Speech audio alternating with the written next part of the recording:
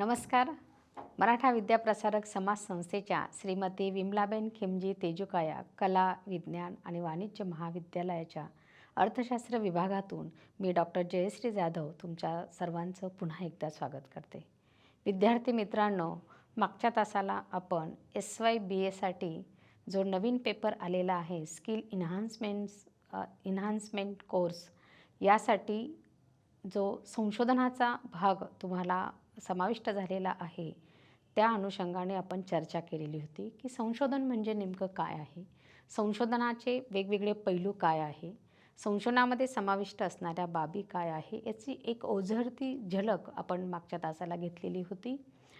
संशोधन करत असताना ज्या ज्या टप्प्यांमधून आपल्याला पुढे पुढे जावं लागतं त्या अंतर्गत येणारे जे सर्व भाग आहे आणि SYBAच्या तुमच्या आता ह्या 3rd सेमिस्टरमध्ये स्किल इन्हान्समेंट कोर्स जो आहे फर्स्ट, त्यामध्ये समाविष्ट असलेला जो सिलेबस आहे तोही आपण मागच्या तासाला बघितलेला आहे.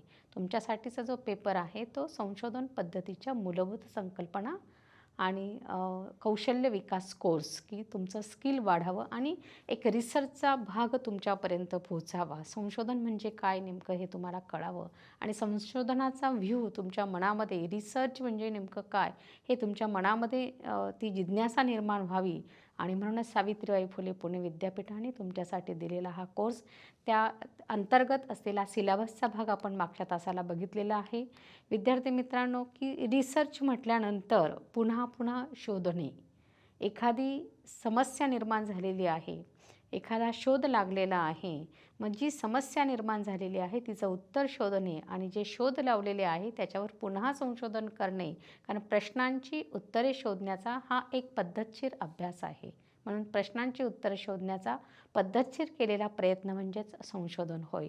Research is a systematic attempt to provide answer to question. हे बघत असताना आपण मागच्या तासाला उल्लेख केलेला होता की बघा, आपला ग्रामीण टच आहे. भारतीय अर्थव्यवस्था म्हटल्यानंतर ग्रामीण अर्थव्यवस्था, शेती अर्थव्यवस्था आणि त्यामध्ये शेतकरी आणि शेतकऱ्यांचे असलेले प्रश्न, प्रश्नांची उत्तरं, प्रश्नांचा पद्धतशीर अभ्यास करणे. मग कोणते प्रश्न आहे? मग जर शेतकरी म्हटला तर शेतकऱ्यांना अनेक सारे प्रश्न आहे. एक तर त्याला शेतीची मशागत करायची आहे, लागवड करायची आहे, पीक उभं राहिल्यानंतर त्याची निगा राखायची आहे, त्याची कापणी करायची आहे, ते पीक काढायचं आहे, ते पीक मार्केटमध्ये न्यायचं आहे, तिथे प्राईज आहे, मार्केटच्या अनेक साऱ्या समस्या आहे. जर मार्केटमध्ये भाव नसेल त्या घडीला, त्या वेळेला, तर ते जर नाशवंत पीक नसेल म्हणजे अन्नधान्य असेल किंवा जे स्टोरेज करणारे पदार्थ, जे उत्पादन आहे शेतीतलं ते जर स्टोरेज करायचं असेल तर अशा सोयीसुविधा आहे का, असे एक ना अनेक प्रश्न शेतकऱ्यांच्या पुढे आहेत. भाजीपाला म्हटल्यानंतर तो विक्री करायचा, कुठे विक्री करायचा, रस्त्यावर विक्री करायचा, मार्केटमध्ये विक्री करायच्या, असे अनेक सारे प्रश्न आहे. आणि आत्ता कोविड-19च्या सिच्युएशनमध्ये तर स्टोरेजचा भला मोठा प्रश्न, साठवणुकीच्या ज्या सोयीसुविधा आहे त्या कशा आहे भारतामध्ये, कारण द्राक्षांचं उत्पादन जे आहे कोविड-19च्या कालखंडामध्ये शेतकऱ्यांचं प्रचंड मोठं नुकसान झालेलं आहे. मग अशावेळी ह्या पिकांचं करायचं काय, याचं नियोजन कसं करायचं, तर याच्यासाठी जो संशोधनाचा भाग आहे, स्टोरेज वाढवण्यासाठी त्याची कॅपॅसिटी वाढवणे किंवा स्टोरेजमध्ये ठेवलेली जी वस्तू आहे दीर्घकालपर्यंत चांगली राहणं, यासाठी जे संशोधन आहे, त्याची निगा राखण्यासाठी असलेली जी प्रोसेस आहे त्याच्यावर केलं गेलेलं संशोधन आहे, हे पुन्हा पुन्हा होणारं संशोधन आहे. कारण आज एखादं संशोधन झालेलं आहे, त्यातनं आउटपुट आलेलं आहे, त्याच्यावर प्रक्रिया होऊन ते अप्लाय झालेलं आहे, पण पुन्हा त्याच्यात काहीतरी समस्या निर्माण होतात. आणि वॅक्सिनचं उदाहरण आपण मागच्या तासाला घेतलेलं होतं की कोविड आला, मग कोविडचं प्रतिबंध करायचा कसा, मग व्हॅक्सिन आलं, मेडिसिन आलं, म्हणजे सगळे जे एक एक एक एक अशा ज्या प्रोसेस आहे ह्या पुढे पुढे जाता आणि हाच संशोधनाचा भाग की जो तुम्हाला अभ्यासायचा आहे. तर आजच्या तासाला आपण संशोधन आराखडा, रिसर्च डिझाईन काय आहे याचा अभ्यास करणार आहोत. कारण कोणताही अभ्यास करण्यासाठी त्याचं प्री प्लॅनिंग असणं खूप गरजेचं आहे, नियोजन असणं खूप गरजेचं आहे.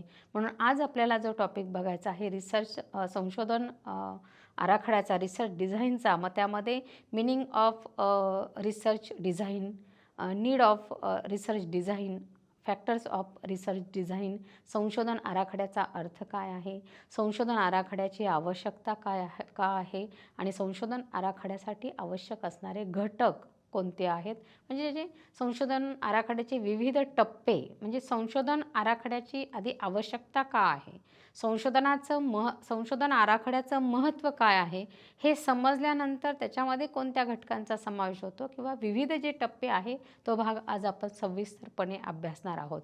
डिझाईन म्हटल्यानंतर बघा, कुठलंही डिझाईन करायचं आहे किंवा एखादी इमारत उभी करायची आहे, बांधकाम करायचं आहे, धरण प्रकल्प पूर्ण करायचा आहे, धरण बांधायचं आहे, मंदिर बांधायचं आहे, इमारत उभी करायची आहे, तर त्यावेळेस अनेक साऱ्या समस्या समोर निर्माण होतात. मग ती जागेची असेल, कामगारांची असेल, आर्थिक असेल, म्हणजे इकॉनॉमिकली असेल, सगळेच जे छोटे छोटे बारीक बारीक जे प्रश्न आहेत, त्या समस्या, त्यासाठी ठरवली गेलेली उद्दिष्टे, ऑब्जेक्टिव्ह काय आहे त्याची. मग जर एखादी इमारत बांधायची असेल तर कोणत्या कन्स्ट्रक्शनमध्ये ती उभी करायची आहे, त्यासाठी लेबर कोणते असणार आहे, त्या लेबरला त्याचं रेम्युनेशन द्यावं लागणार आहे, त्याचा रोजगार आहे तर त्यांनी श्रम खर्च केले तर त्याला त्याचं वेतन द्यावं लागणार आहे. त्याच्याला सगळ्यात आधी तर प्री प्लॅनिंग, त्याचं नियोजनाचा आराखडा तयार करावा लागणार आहे. उत्कृष्ट आर्किटेक्टने उत्कृष्ट डिझाईन तयार करून दिलेलं असेल तर त्यानुसार जो व्यावसायिक आहे तो बांधकामाला सुरुवात करणार आहे. पण त्याआधी त्याचं नियोजन, हे नियोजन करत असताना प्रत्येक बारकावे हे त्यामध्ये तपासले जातात. प्रश्न निर्माण होणार आहे की जर जागा घेतलेली आहे तर ती जागा कुठे आहे, शहराच्या मध्यवर्ती ठिकाणी आहे, शहराच्या बाहेर आहे, ग्रामीण भागामध्ये आहे, डोंगराळ प्रदेशामध्ये आहे, कुठे जागा आहे, कोणती जागा निवडलेली आहे, मग ती जागा योग्य आहे का. कारण कोणताही भाग संशोधनामध्ये, कोणताही भाग, म्हणजे हे आपण उदाहरण म्हणून इथे घेत आहोत की इमारत बांधायची असेल तर तिथे प्लॅनिंग तर आवश्यकच आहे. धरण प्रकल्प पूर्ण करायचा आहे तर तिथेही प्लॅनिंगची आवश्यकता आहे. मग जेव्हा सामाजिक संशोधनामध्ये आणि इकॉनॉमिकली रिसर्चमध्ये, अर्थशास्त्राच्या संशोधनामध्ये हे सगळे टप्पे आहे, हे व्यवस्थित पद्धतीने अभ्यासणं आवश्यक असते. त्यासाठी रिसर्च डिझाईन करणं खूप महत्त्वाचं आहे आणि तोच भाग, समस्या त्याच्यातली समजली आणि ऑब्जेक्टिव्ह त्याचे फाइंड आउट केले की आपल्याला पुढचा टप्पा पार करता येतो. मग संशोधन आराखडा म्हटल्यानंतर संशोधन आराखडा हा संशोधनाचा आरसा आहे. अर्थशास्त्रीय संशोधनातील संशोधन आराखडा ही एक प्रमुख पायरी आहे. जर प्लॅनिंग नसेल, अभ्यास करायचा आहे विद्यार्थी मित्रांनो तुम्हाला, डायरेक्ट परीक्षेला नाही जाऊ शकत आपण. त्यासाठी प्री प्लॅनिंग तर आवश्यक आहे. ऑनलाईन एक्झाम आहे तरीही ऑब्जेक्टिव्ह म्हणजे अजून मायक्रो लेवलवर जाऊन तो अभ्यास करावा लागतो. मग त्याचं प्लॅनिंग तर आवश्यकच आहे ना. म्हणून अर्थशास्त्रामध्ये, अर्थशास्त्रीय संशोधनातील संशोधन आराखडा ही प्रमुख पायरी आहे. संशोधकाला संशोधनामध्ये आराखडा तयार करण्यासाठी आवश्यक काय आहे, त्याचा दृष्टिकोन कशा पद्धतीचा आहे, तर संशोधकाला संशोधनामध्ये पद्धतशीर पद्धतीने नियोजन करावं लागतं. नियोजन असेल, प्लॅनिंग असेल तर ते सक्सेस होणार आहे. त्याची रूपरेषा ठरवावी लागते, व्यवस्थित पद्धतीने त्याची आखणी झालेली पाहिजे. संशोधनाची मांडणी, त्याचं स्वरूप कसं आहे ते निश्चित असावं आणि स्पष्टही असावं, ते स्पष्ट करावं लागतं. मग जर प्लॅनिंग चांगल्या पद्धतीचं असेल, रूपरेषा निश्चित झालेली असेल, संशोधन मांडणी व्यवस्थित निश्चित असेल आणि स्पष्ट असेल तर संशोधकाला संशोधनामध्ये पुढचा टप्पा पार करायला, म्हणजे संशोधकाला संशोधन करताना दिशा मिळते आणि तो पटकन गती घेतो, पुढे जातो आणि त्याला अशा पद्धतीचं नियोजन केलेलं असल्यामुळे यश पण मिळतं. म्हणून संशोधक हा प्री प्लॅनिंगच असायला हवा. संशोधकास संशोधनाचा आराखडा तयार करताना प्रामुख्याने कशाचा समावेश महत्त्वाचा आहे किंवा संशोधनाचा जो प्रामुख्याने विचार केला जातो, तर सगळ्यात आधी संशोधन कशाचं करायचं आहे. आधी तुम्हाला काही इमेजेस दाखवल्या, तिथे शेतकरी दाखवले. कोविड-19च्या कालखंडामध्ये शेतकऱ्यांची असलेली स्थिती, शेती उत्पादन, त्याची साठवणूक, असे अनेक सारे प्रश्न तिथे निर्माण झाले. मग विषय कोणता निवडायचा आहे. एखादा कारखाना अभ्यासासाठी घेतला तर तो कारखाना कोणता आहे. साखर कारखाना आहे म्हणजे जिथे ऊसाचं उत्पादन घेतलं जातं ज्या शेतीमध्ये, तिथून तो ऊस कारखान्यापर्यंत पोहोचतो. मग त्या कारखान्यामध्ये असलेले कामगार आले, त्या कारखान्यामध्ये किती गळीत म्हणजे किती साखरेचं उत्पादन तयार होतं, त्यासाठी आवश्यक असलेलं इन्फ्रास्ट्रक्चर आलेलं आहे. ती कारखान्याची इमारत उभी करण्यापासून तर प्रत्यक्ष बाजारपेठेमध्ये ती साखर पोहोचेपर्यंत असलेला सगळा भाग, विषय समजून घेणं, ज्याचा अभ्यास करायचा आहे. एखाद्या कारखान्यातल्या कामगारांचा अभ्यास करायचा आहे तर ते कामगार कोणते आहे, शहरी आहे, ग्रामीण आहे, स्त्री आहे, पुरुष आहे, किती वर्षाचा वयोगट आहे, त्यानंतर त्यांची उत्पादकता, तिथे कारखान्यामध्ये काम करण्याची त्यांची कॅपॅसिटी काय आहे, ते तज्ज्ञ आहे का, ते प्रशिक्षित आहे का, ते दिवसभराला त्यांना ठरवून दिलेले जे काम आहे ते करणार आहे का. कारण तो जो अभ्यास आहे, जो एक विषय निवडलेला आहे, तो विषय संशोधकाला पूर्ण समजायला हवा. त्या विषयाचं नॉलेज ह्या संशोधकाला आधी मिळवावंच लागतं. त्याला पूर्ण ती समस्या समजलेली आहे आणि ती समस्या जेव्हा तो सोडवायला जाणार आहे, म्हणजे तो विषय तो फाइंड आउट करणार आहे. विषय सगळ्यात महत्त्वाचा आहे.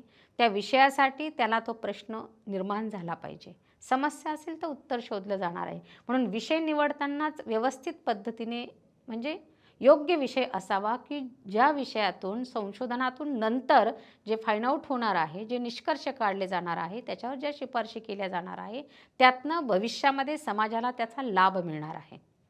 शासनाला आपल्या नियोजनामध्ये त्याचा सहभाग करून घेता येणार आहे. म्हणजे असं संशोधन झालं पाहिजे. आता कोविड-19च्या कालखंडामध्ये व्हॅक्सिन आणि मेडिसिन याच्यावर इतका रिसर्च झालेला आहे, यातनं समाजाचं भलं झालेलं आहे.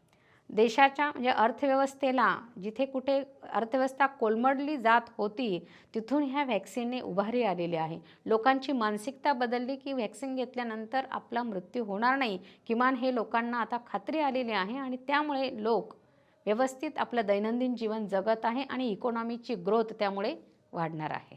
आणि भरभराटी जी आहे, जी थांबलेली होती, त्याच्यामध्ये वाढ होत आहे. म्हणून संशोधनाचा आराखडा निश्चित करताना आधी विषय निश्चित असावा. तो विषय समाजाला लाभकारक असावा. उद्देश काय आहे, कोणत्या हेतूने संशोधन करत आहोत, विषय निवडलेला आहे त्याचा हेतू काय आहे. फक्त डिग्री मिळवणं हा भाग नाही, किंवा तुम्हाला आता SYसाठी हा नव्याने आलेला सिलेबस आहे, समजला झालं असं नाही आहे. तर तुम्हाला काही प्रश्नावली तयार करायला लावलेली आहे. ती प्रश्नावली कशाची असणार आहे, तर गावामध्ये अनेक सारे प्रश्न आहे. आपण जिथे राहतो तिथे आजूबाजूला अनेक सारे प्रश्न आहे. ते प्रश्न तुमच्या मनामध्ये आलेले आहे, त्या अनुषंगाने विषय मांडलेला आहे.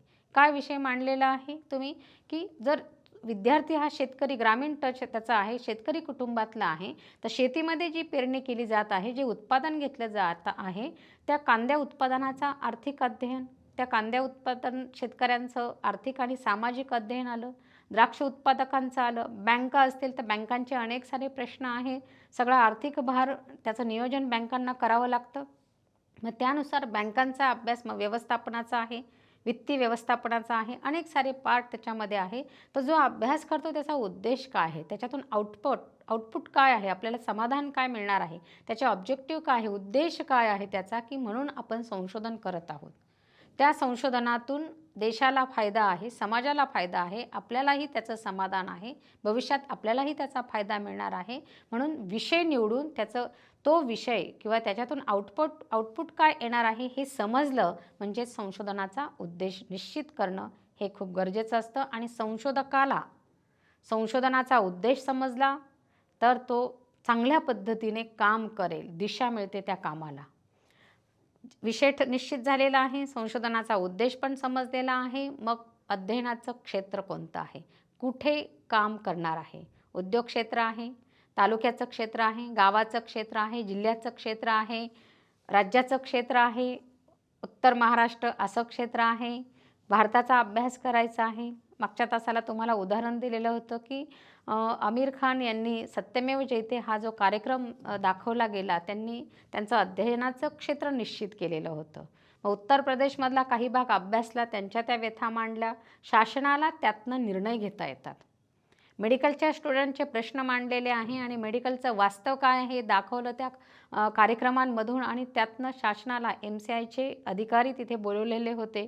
म्हणजे जिथे कुणीही काही पान हलवू शकत नाही अशा कार्यक्रमांसाठी इतक्या मोठ्या अधिकाऱ्यांना बोलवणं म्हणजे त्या कार्यक्रमाचं यश पण आहे. आणि तिथपर्यंत जे जिवंत प्रश्न आहे ते त्या क्षेत्रापर्यंत जाऊन पोचतात. म्हणून जो एरिया निवडलेला आहे, अध्ययनाचा क्षेत्र जे आहे, अभ्यासासाठी जो भाग निवडलेला आहे, तोही निश्चित केलेला असावा. नाहीतर मग फक्त भारतातील लोकांचा अभ्यास, कोणत्या लोकांचा अभ्यास काहीच माहिती नाही. शेतकऱ्यांचा आहे, महिला वर्गांचा आहे, महिला वर्गांमध्ये पण नोकरी करणाऱ्या महिलांचा आहे, की घरकाम करणाऱ्या महिलांचा आहे, की सर्वसामान्य महिलांचा आहे, विद्यार्थिनींचा आहे, शाळेत जाणाऱ्या मुलींचा आहे की कॉलेजला जाणाऱ्या विद्यार्थिनींचा आहे, युवतींचा आहे, अभ्यास कुणाचा आहे. म्हणून क्षेत्र निवडणं हे खूप महत्त्वाचं आहे.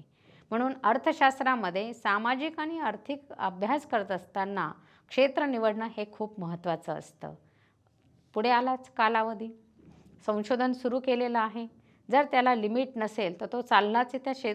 त्या संशोधनातनं काहीही निष्पन्न होणार नाही, फक्त सुरू आहे संशोधन. तर संशोधन असं नसतं. संशोधनासाठी एक स्पेसिफिक कालावधी, टाईम पिरियड दिलेला असतो की तुम्ही 6 महिन्यात अभ्यास करणार आहे. शासनाचे अनेक सारे प्रोजेक्ट असतात. ते प्रोजेक्ट शासन जेव्हा वेगवेगळ्या NGOंना देतं किंवा काही शासकीय क्षेत्रातून ते म्हणजे त्याच्यातून आउटपुट, जसं जनगणना आहे, जनगणनेचं काम त्या विशिष्ट कालावधीतच होणं गरजेचं होतं. मग त्यासाठी कोणती मॅनपॉवर वापरली पाहिजे. लोकसंख्या तर भरपूर आहे, म्हणजे रोजगार नाही आहे असे पण खूप सारे लोक देशामध्ये आहे. यांना ते काम देऊन चाललं असतं का शासनाला? नाही. तिथे अभ्यासूच वर्ग हवा होता. म्हणून शासनाने हे काम कुणाला दिलं? शिक्षण क्षेत्रामध्ये कार्यरत असलेल्या शिक्षकांना दिलं आणि त्यांच्याशी जोडून येणारे जो वर्ग होता त्या प्रत्येकाकडे ते काम दिलं गेलं. मग तो कालावधी ठरलेला होता की या कालामध्ये हा सगळा भाग, अध्ययनाचा जो भाग आहे तो पूर्ण झालाच पाहिजे. म्हणजे जनगणनाही झालीच पाहिजे. त्यासाठी प्रसारमाध्यमे असतातच, मदत करतातच, पण कालावधी हा फार महत्त्वाचा आहे. म्हणून संशोधनाचा कालावधी 6 महिन्यांचा आहे, 1 महिन्यांचा आहे, 6 महिन्यांचा आहे, वर्षभराचा आहे, 3 वर्षाचा आहे, किती दिवसांचा आहे. तो कालावधी निश्चित हा असावाच लागतो. आणि सगळ्यात महत्त्वाचं, नमुना निवड पद्धती ठरवली. सॅम्पलिंग निवडणं हे संशोधनामध्ये सगळ्यात महत्त्वाचा भाग असतो. मग ते सॅम्पलिंग निवडताना भौगोलिक क्षेत्रानुसार निवडलेलं आहे, लोकसंख्येच्या प्रमाणानुसार ठरवलेलं आहे, जनगणनेनुसार ठरवलेलं आहे. नेमकं नमुना निवड कशा पद्धतीने केलेली आहे. जिल्ह्याची नमुना निवड करायची असतील तर नाशिक जिल्हा घेतला तर नाशिक जिल्ह्यातले 15 तालुके, 15 तालुक्यांमधूनही आम्ही 10 तालुके घेतले तर ते का घेतले, मग 5 तालुके का घेतले नाही, याचं स्पेसिफिक रिझन तिथं द्यावं लागतं, ते मांडावं लागतं. संशोधन आराखडा, रिसर्च डिझाईन म्हणजे मांडलेली संपूर्ण रूपरेषा, आणि ही रूपरेषा स्पष्ट असावी तरच संशोधन हे जे हवं आहे आपल्याला ते त्याच्यातून आउटपुट मिळत असतं. म्हणून नमुना निवड हा सगळ्यात महत्त्वाचा असतो. किती % आपण अभ्यासासाठी घेत आहोत हा भाग इथे महत्त्वाचा आहे. संशोधकाला नमुना निवड पद्धती समजली तर तो त्याचा विषय पण ठरलेला असतो, उद्देश पण आहे, अध्ययनाचं क्षेत्रही त्याने निश्चित केलेलं आहे, कालावधी निश्चित केलेला आहे. एकदा का नमुना निवड निश्चित झाली का त्याचं आराखड्यामध्ये जे मांडलेला जो टप्पा आहे हा आपोआप पुढे पुढे येतो. आणि त्यानंतर तथ्य संकलनाची जी साधने आहेत ती ठरवायची असतात. कारण जिथे अभ्यास करायचा आहे, आमिर खानचं उदाहरण का देते तर तुम्ही युवक वर्ग आहात आणि तुम्हाला अशी उदाहरणं दिली की तुम्हाला लगेच ते सगळा क्ल्यू डोळ्यासमोर येतो की त्या एपिसोडमध्ये असं असं दाखवलेलं आहे. मग कोणता भाग दाखवलेला आहे, तथ्य संकलनासाठी जी साधने वापरली, संशोधनाच्या ज्या पद्धती वापरल्या, कोणत्या वापरलेल्या आहेत, प्राथमिक वापरल्या, द्वितीय वापरल्या. तर सत्यमेव जयतेमध्ये तर आमिर खान यांनी प्राथमिक स्रोत वापरलेला आहे. गावागावामध्ये त्यांची हजारो लोकांची टीम जाऊन प्रत्यक्ष काम करते आणि तिथून जो ॲनालिसिस, जो डाटा त्यांनी जमा केलेला आहे, म्हणजे तथ्य संकलन जे केलेलं आहे. तथ्य संकलन म्हणजे काय की जो अभ्यास करायचा आहे, जो नमुना म्हणून निवडलेला आहे, तिथे प्रत्यक्ष जाऊन ती माहिती जमा करणे, जमा केल्यानंतरही ती विशिष्ट चार्टमध्ये मांडणे, तक्त्यामध्ये मांडणे आणि नंतर त्याच्यावर ॲनालिसिस येतं. आधी तर संशोधकाला संशोधनाचा आराखडा तयार करताना अशा पद्धतीने संशोधनाचा आराखडा डिझाईन मांडणं, डिझाईन म्हणजे डिझाईन समोर असेल तर रूपरेषा ही चांगल्या पद्धतीने करता येते. म्हणून हे सगळे भाग इथे संशोधनासाठी अतिशय महत्त्वाचे आहेत. संशोधन आराखड्याचा अर्थ काय आहे, मिनिंग ऑफ रिसर्च डिझाईन, ही आधीची जी सांगितली ती सगळी पार्श्वभूमी आहे. एक संशोधक म्हटल्यानंतर त्याच्या मनामध्ये हे सगळे प्रश्न आणि आपल्याला असं मांडायचं आहे हे जेव्हा ते निश्चित होतं त्यावेळेस मग त्याचा संशोधन आराखड्याचा अर्थ काय आहे, अर्थ समजणंही तेवढंच गरजेचं आहे. पण आधी पार्श्वभूमी, मागच्या तासाच्या अनुषंगाने आपण पुढे चाललेलो आहोत, म्हणून जो आधीचा भाग घेतला तो तेवढाच महत्त्वाचा होता. अर्थ काय आहे संशोधनाचा की सामाजिक संशोधन तंत्राचा एक प्रकार हा एक प्रकार असून सामाजिक समस्येची पूर्तता करण्याचं हे साधन आहे. संशोधन आराखडा जमा केलेलं जे सगळी सामग्री आहे, त्या सामग्रीतनं जेव्हा ॲनालिसिस केलं जाणार आहे, म्हणजे जो प्रश्न पडला होता त्या प्रश्नाचं उत्तर शोधण्यासाठी सगळे जी उत्तरे जमा केलेली आहे, सगळे मुद्दे असे जमा केलेले आहे आणि मग ते मांडणं हे एक साधन आहे संशोधन आराखडा. यासाठी योग्य त्या माहितीची निवड करणे आणि संकलन करणे महत्त्वाचे असते. नमुना निवड केली, संकलित केली माहिती, तर त्यासाठी योग्य व्यक्ती हवी आहे, योग्य पद्धतीनेच संशोधन व्हायला हवं आहे, योग्य प्रकारचं तंत्रज्ञानच वापरलं गेलं पाहिजे. म्हणजे आपल्या समोर माहीत असतं, पण ते प्री प्लॅनिंग व्यवस्थित मांडणे हे खूप गरज आहे आणि याची सगळ्यांची आवश्यकता ही संशोधकाला असते. त्यानंतर आहे विविध व्याख्या केलेल्या आहे संशोधन आराखड्याच्या, रिसर्च डिझाईनच्या. डेफिनेशन आहे, पहिली व्याख्या जी केलेली आहे प्रोफेसर रसेल ॲकॉफ. संशोधन आराखडा ते काय म्हणतात, संशोधन आराखडा म्हणजे विशिष्ट प्रश्नांसंबंधी, प्रश्न खूप महत्त्वाचा आहे, समस्या निर्माण होणं खूप महत्त्वाचे आहे. म्हणून विशिष्ट प्रश्नांसंबंधी निष्कर्ष प्रस्थापित करण्यासाठी आणि त्यासंबंधी संशोधन करण्यापूर्वी निष्कर्ष जेव्हा सगळी माहिती जमा होणार आहे, ॲनालिसिस केलं जाणार आहे, तर आउटपुट म्हणजे कन्क्लुजन तर तिथे येणारच आहे. पण ते कन्क्लुजन येणार आहे त्यासाठीची सगळी माहिती जमा केलेली आहे. हे संशोधन करण्यापूर्वी संशोधन कार्यातील संभाव्य परिस्थिती संदर्भात निर्णय करण्याची ही प्रक्रिया आहे. म्हणजे संशोधन आराखडा ही एक निर्णय करण्याची प्रक्रिया आहे. पुढे करायचं आहे, पण ते आधी सगळं आखीव रेखीव असावं, व्यवस्थित मांडलेलं असावं, पेजवर मांडलेलं असावं, त्याचं डिझाईन केलेलं असावं. ही एक निर्णय प्रक्रिया आहे की ज्यातनं खूप काही आपल्याला पुढे भविष्यात मिळणार असतं प्रत्यक्ष काम केल्यावर. प्रोफेसर मिलर काय म्हणतात की संशोधन पूर्ण करताना त्यातील सर्व प्रक्रियांचे नियोजनबद्ध सुसूत्रीकरण म्हणजेच संशोधन आराखडा. मायक्रो लेव्हलवर जाऊन त्याचं प्लॅनिंग करणे, सुसूत्रीकरण व्यवस्थित मांडलेलं असावं. एक घटक झाला दुसरा, एक टप्पा झाला दुसरा टप्पा, तिसरा टप्पा, या टप्प्याटप्प्यानेच आपल्याला पुढे जावं लागतं, तरच ते नियोजनबद्ध होतं. म्हणजे परीक्षेचा अभ्यास करायचा, पेपर लिहायचा आहे, लगेच पेपर लिहायला बसतो की नाही, ॲडमिशन होतं. ॲडमिशननंतर आपण प्रत्यक्ष शैक्षणिक क्षेत्र जिथे ॲडमिशन घेतलेलं आहे तिथे जाऊन पोहोचतो. मग आपण लेक्चर्स अटेंड करतो, मधून आपल्या टेस्ट होतात क्रेडिट सिस्टीमनुसार. तर आता आणि होम असाइनमेंट आणि इंटरनल असेसमेंट त्याच्यामुळे तर कंटिन्यू असेसमेंटमुळे तर तुमचे टेस्ट ज्या आहे ह्या तुम्हाला द्यायच्याच आहे. जोपर्यंत तुमचा चांगला रिझल्ट तुम्हाला मिळत नाही तोपर्यंत तुम्हाला वाटलं आहे की पास झालो आहे, ठीक आहे, नाही, तुम्ही चांगले मार्क्स मिळवावे. आणि नसेल काही नापास झालेले असेल तर त्यांना पुन्हा संधी मिळते. म्हणजेच त्याच्याकडनं ते सगळं करून घेतलं जातं आणि शेवटी तो फायनलची परीक्षा देतो. म्हणजे काय केलं, नियोजन पद्धतीने त्याने प्रवेश घेतला, अभ्यासाचं काम केलं, परीक्षेच्या दृष्टीने त्याचं नियोजन केलं, सुसूत्रीकरण करून परीक्षेमध्ये ते मांडलं. म्हणजेच त्याने त्याचा आराखडा निकाल हातात घेतला. जनरल डेल काय म्हणतात, चौकशीचे नियोजन, आराखडा आणि व्यूहरचना ही अशा पद्धतीने असते की त्यातून संशोधनात्मक समस्येवर आपाप उत्तर मिळतं. सगळ्या व्याख्या घेतल्यानंतर त्याच्यातून हेच निष्पन्न होतं की समस्या निर्माण होते, प्रश्न निर्माण होतात. त्या प्रश्नांसाठी तुम्हाला नियोजन पद्धतीने सुसूत्रीकरण करून संभाव्य परिस्थितीचा अंदाज घेऊन निर्णय प्रक्रिया करून नियोजनबद्ध पद्धतीने आराखडा मांडणे. संशोधन आराखड्याच्या व्याख्या.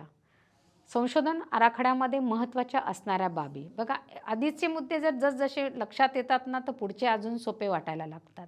कोणत्या बाबी महत्त्वाच्या आहेत संशोधन आराखड्यामध्ये, तर संशोधन समस्या विधान हे स्पष्ट असावं, अभ्यास कशाचा करायचा आहे, अध्ययन कशाचं करायचं आहे हे स्पष्ट असावं. जर इयत्ता 10वीच्या विद्यार्थ्यांना इंग्रजीचा अभ्यास करताना अडचणी येत आहे, तर स्पष्ट आहे की इयत्ता 10वीच्या वर्गातले ज्यांना इंग्रजीची अडचण आहे अशाच विद्यार्थ्यांचा अभ्यास आहे.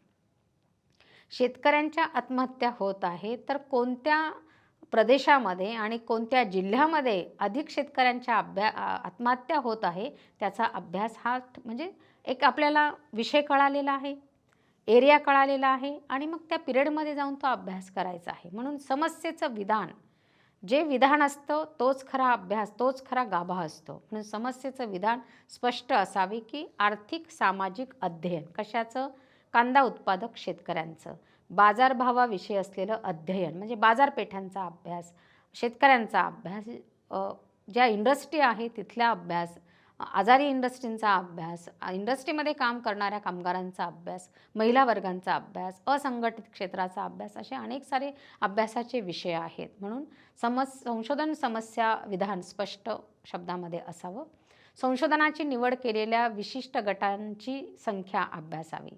जो नमुना निवड केलेला आहे ना, किती पर्सेंटेजमध्ये घेतलेला आहे? लोकसंख्येच्या प्रमाणानुसार घेतलेला आहे, भौगोलिक क्षेत्रानुसार घेतलेला आहे, कशानुसार घेतलेला आहे? तर ते जे आहे विशिष्ट निवड जी केलेली आहे ती विशिष्ट गटांची, तो एरिया फिक्स, की याच्यातून 1000 महिला आहेत, त्यातनं 200 महिलांचा अभ्यास करणार आहोत.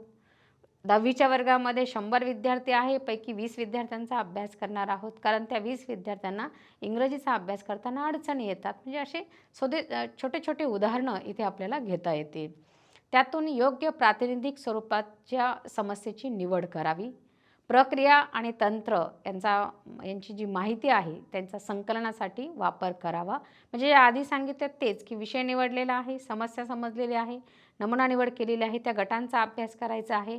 योग्य ते प्रतिनिधित्व करतात. म्हणजे 100मधून आपण 2 निवडले, 1000मधून आपण 200. म्हणजे आमिर खानचं उदाहरण घडोघडी का देते, की त्यांनी समजा एखाद्या भागाचा आता मेडिकलच्या स्टुडंटचा अभ्यास केलेला आहे, तर तिथले प्रातिनिधिक म्हणूनच काही मेडिकलचे स्टुडंट त्या एपिसोडमध्ये त्या स्टुडिओमध्ये बसलेले आपल्याला दिसले. ते झाले प्रातिनिधिक स्वरूपामध्ये तिथे त्यांनी आणलेली माहिती संकलनासाठी त्याचा वापर केलेला आहे. संकलित माहितीचं विश्लेषण आणि त्यावरची प्रक्रिया म्हणजे माहिती संकलित केलेली आहे, मग पुढे त्याचं ॲनालिसिस येतं.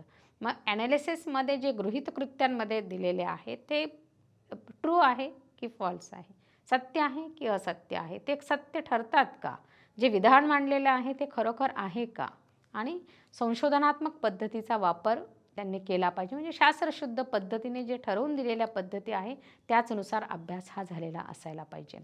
संशोधन आराखड्याचं महत्त्व का आहे? म्हणजे महत्त्व आणि आवश्यकता असे म्हटलं तरी काही हरकत नाही. संशोधन आराखड्याचं महत्त्व, संशोधन आराखडा हा संशोधनाचा आत्मा आहे. प्लॅनिंग असेल व्यवस्थित तर काम होणार आहे. संशोधनाचा आराखडा तयार न करता केलेलं संशोधन म्हणजे ते दिशाहीन होणार आहे.